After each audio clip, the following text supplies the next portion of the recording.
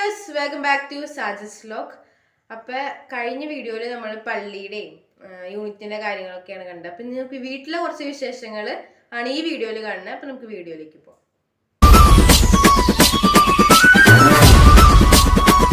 Christmas നമ്മൾ ആലോചിക്കുമ്പോൾ തന്നെ പുൽക്കൂടാണ് മനസ്സിൽ വരുന്നത്. അപ്പം നമ്മുടെ വീട്ടിൽ പുൽക്കൂട് ഉണ്ടാക്കിയ പോലെ എല്ലാവരുടെയും വീട്ടിൽ എല്ലാവരും കൊണ്ട് പറ്റുന്ന രീതിയിൽ നല്ല അടിപൊളിയായിട്ട് തന്നെ പുൽക്കൂട് ഉണ്ടാക്കിയിട്ടുണ്ടായിരുന്നു. അപ്പോൾ എൻ്റെ വീട്ടിലുള്ള എല്ലാവരുടെയും വീട്ടിലുള്ള പുൽക്കൂടിൻ്റെ പിക്ചേഴ്സ് ഞാനെല്ലാം ആഡ് ചെയ്യാം. എനിക്ക് എല്ലാവരുടെയും പുൽക്കൂട് ഇഷ്ടപ്പെട്ടു. എല്ലാവരും നല്ലോണം എഫേർട്ട് എടുത്തിട്ടുണ്ട്. അപ്പോൾ നമ്മുടെ വീട്ടിലേക്ക് വെഞ്ചിരിച്ച് ഉണ്ണീഷോ വരാനുള്ള ടൈമായി. ഞാൻ തന്നെയായിട്ട് എല്ലാ കൊല്ലവും ഉണ്ണീഷോനെ എടുത്തുകൊണ്ട് വീടിൻ്റെ അകത്തേക്ക് കയറാറ്. ഞാൻ ഒറ്റമോളായ കാരണം അത് എല്ലാ കൊല്ലവും ചെയ്യേണ്ടത് ഞാൻ തന്നെയാണ്. എനിക്കത് ചെയ്യാൻ ഭയങ്കര ഇഷ്ടമാണ്. നമ്മുടെ വീട് കഴിഞ്ഞപ്പോൾ അടുത്ത വീട്ടിലേക്ക് പോവാണ്.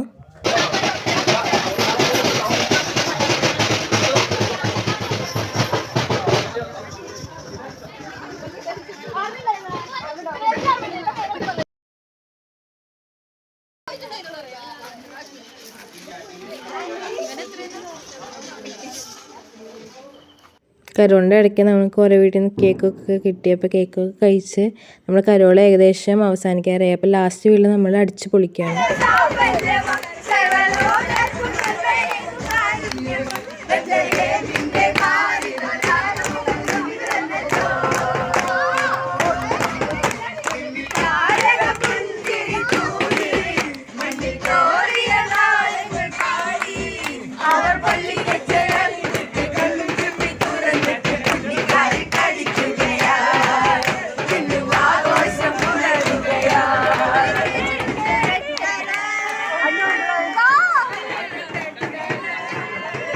കരോളൊക്കെ കഴിഞ്ഞ് വീട്ടിൽ വന്നപ്പോൾ കുറച്ച് കമ്പിത്തിരി മത്താപ്പൂ ഒക്കെ വാങ്ങിച്ചിട്ടുണ്ടായിരുന്നു. അപ്പം ഞാനും പപ്പയും അമ്മയും കൂടി അതൊക്കെ കത്തിച്ചു.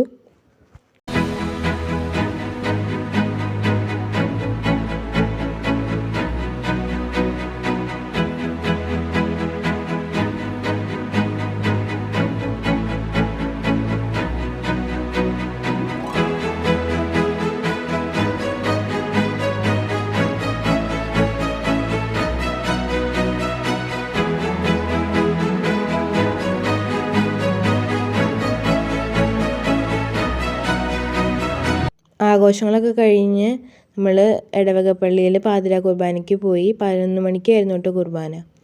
പള്ളിയിൽ പോയപ്പോൾ അപ്പാപ്പൻ്റെ കല്ലറയിൽ തിരി കത്തിച്ചിട്ട് അപ്പാപ്പന് വേണ്ടി പ്രാർത്ഥിക്കുകയും കൂടി ചെയ്തു.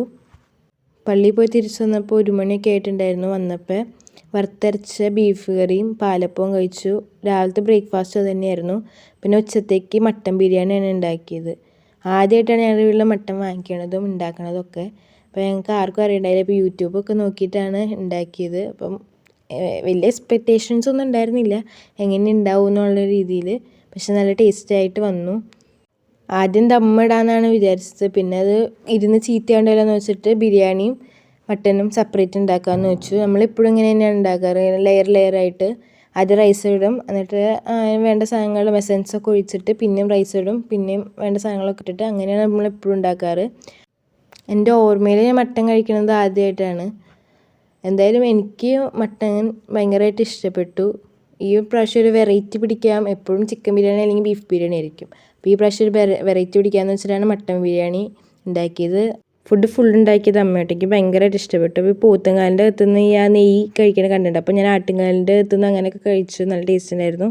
6 മണിക്ക് മാർക്കോ മൂവി ബുക്ക് ചെയ്തിട്ടുണ്ടായിരുന്നു. അപ്പോൾ 5:30 തിയേറ്ററിലെത്തി. അപ്പോൾ ഐസ്ക്രീമും ചായയൊക്കെ കുടിച്ചിരിക്കുകയാണ്. സിനിമ ആയതുകൊണ്ടാട്ടോ ഞാൻ നേരത്തെ എത്തിയത്, അല്ലെങ്കിൽ എല്ലായിടത്തും വൈകിയാണ് എത്താറ്. ലേറ്റ് ആവുന്ന ലേറ്റസ്റ്റ് ആയി വരുമെന്ന വാക്യത്തോട് 100% നീതി പുലർത്തുന്ന ഒരാളാണ് ഞാൻ.